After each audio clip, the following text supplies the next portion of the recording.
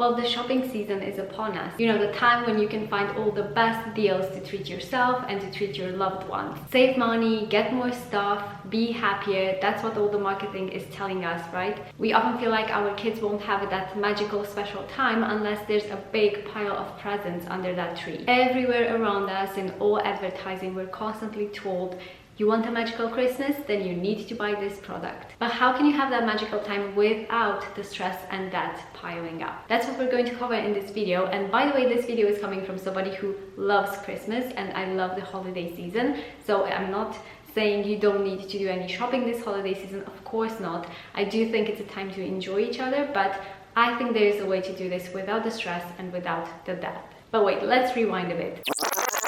I did a bit of research before filming this video, and I think you will be surprised at the findings. One survey said that last year in the UK, 2/3 of households went into credit card debt in order to have that magical Christmas. I also polled my Instagram audience of over 7,000 people, and this is what they said. Most people said they have not set a budget for Christmas this year.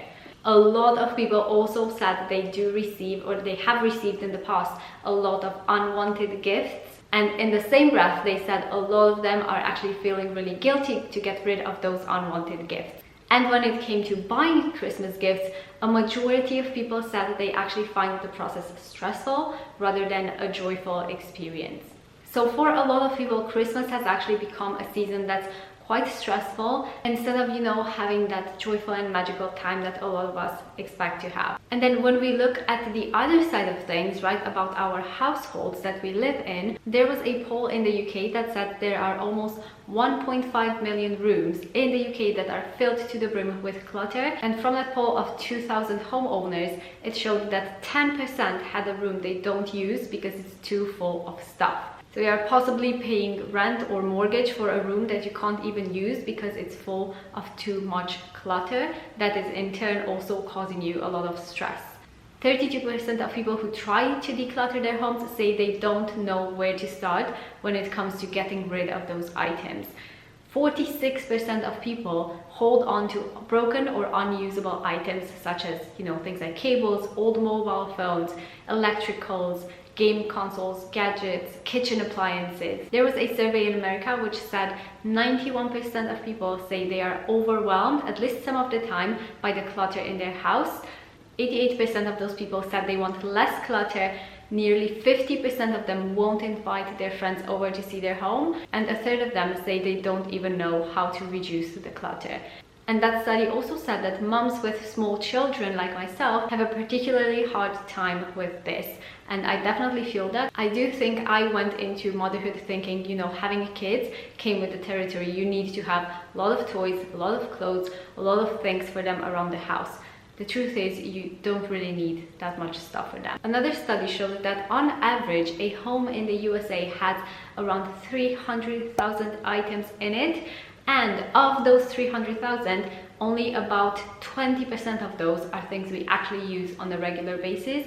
So 80% of it is stuff that we never use, we rarely use, stuff we keep just in case, stuff we don't really need. Think about how much more space and air you would have in your home if you got rid of 80% of the items that are items you don't really actually need. So as the shopping season is upon us, we're constantly looking for the best deals, aren't we? But what ends up happening is we most likely end up buying more than we need to or that we planned to. And even with all of those discounts during sales, you're not really saving that much money, are you? Hint, you're not saving anything unless it's an item that you are planning on purchasing anyway. If it's something that just popped up and it's like an impulse buy, you're not really saving anything, even if it's 40% off, because it's not something you really need anyway. So what ends up happening here is we're stuffing our homes with all of this stuff that we bought on an impulse. It's stuff that we didn't really need, so we're not going to probably use it that much, and then we start feeling guilty about it because we spent all of this money on it but we're not using it, and it becomes this whole negative experience, and we end up with homes filled with clutter that we don't need and that we spend all of our hard-earned money on. Or even worse, we spent money that we didn't even have, right? So if we use credit cards.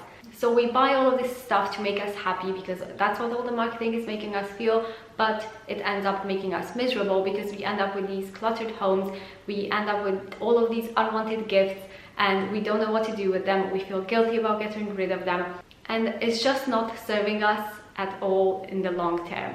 And I used to be somebody who would buy a lot of holiday decor, a lot of gifts, a lot of things like stocking stuffers and fillers and everything like that. And I went into this decluttering and minimalism journey just to kind of help myself feel better about my household and make it more manageable. But it has changed my whole mindset on everything, from gift giving, from buying things for my kids, toys, everything that goes along with that. And one thing I was tempted for this year, for example, is a new Christmas tree, because I saw a lot of adverts on Instagram, various different Christmas trees. They looked beautiful, garlands for doors with lights on them. And here's the thing, is there anything wrong with our Christmas tree? No. Do I really need a new Christmas tree? No. But I was definitely tempted to buy one. And I'm not saying I'm not gonna buy one in the future maybe, but I don't feel like I really need to right now. And this is just a reminder that if it's not in your budget this year, or if you don't truly need it, don't feel like you have to overspend or go into debt just to buy that thing that's going to make you that magical Christmas, because you don't really need any sort of thing, like a physical thing, to make it special.